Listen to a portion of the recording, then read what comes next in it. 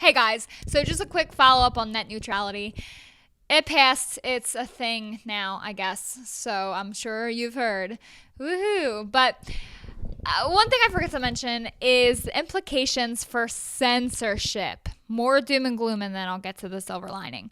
Yeah, the FCC, they're independent. Yeah, right. Yeah, now that they have their claws into communications, broadband, internet, network connections, stuff like that, yeah, they're going to be censoring a lot more. You really think that they're going to let people that are speaking the truth speak the truth any longer if they have any say in it? It might not look like that now, but in a couple years, maybe even less than that, yeah, they're going to start to make it a lot harder for us to talk about important things, if you know what I mean. Anyway, that's the end of my doom and gloom. I just forgot to mention that in my vlog from yesterday or a couple days ago whenever I get this up. And I realized there's a huge silver lining. I feel like I've been living under a rug or a rock, whatever the phrase is, completely out of the loop, because I didn't even realize there were all these amazing alternatives that are developing to the internet even. I mean, they're all in their infancy. They're all in their infancy stages, but they sound great, and I had no idea about them until recently. There's the outer net, there's Lantern, GoTenna, BitCloud. People are building their own network towers in rural communities. Mesh networks, can't forget them.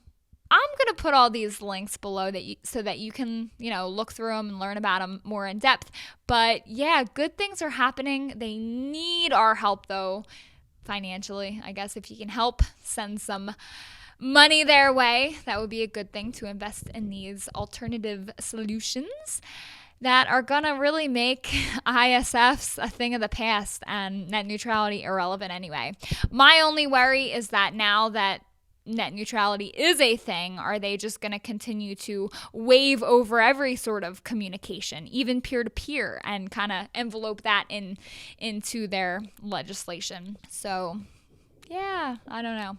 Anyway, real short. Okay, so just a couple more things I want to add in here. Whoa, new day, new clothes.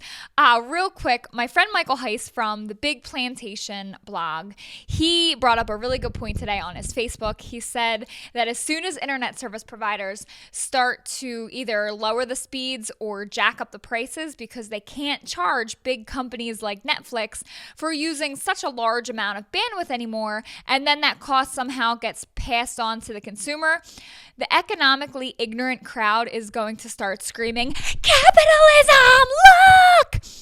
Yeah, that's a really excellent point. Also, someone commented on my first video that this net neutrality isn't legislation because it wasn't voted on the way that they're supposed to do it in Congress. It's just regulation passed by unelected bureaucrats, which is basically tyranny.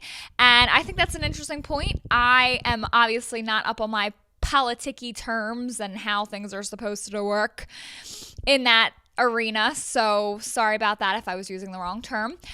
And Jeffrey Tucker wrote an amazing article today. It was called Net Neutrality, I forget, Triumph of the Ruling Class or something like that. I'll definitely link it below. Worth a read.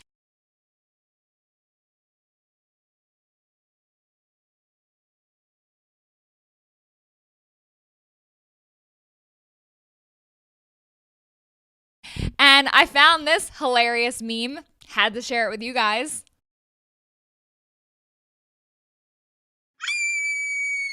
So yeah, that's the end, and leave your thoughts below, and I will talk to you later.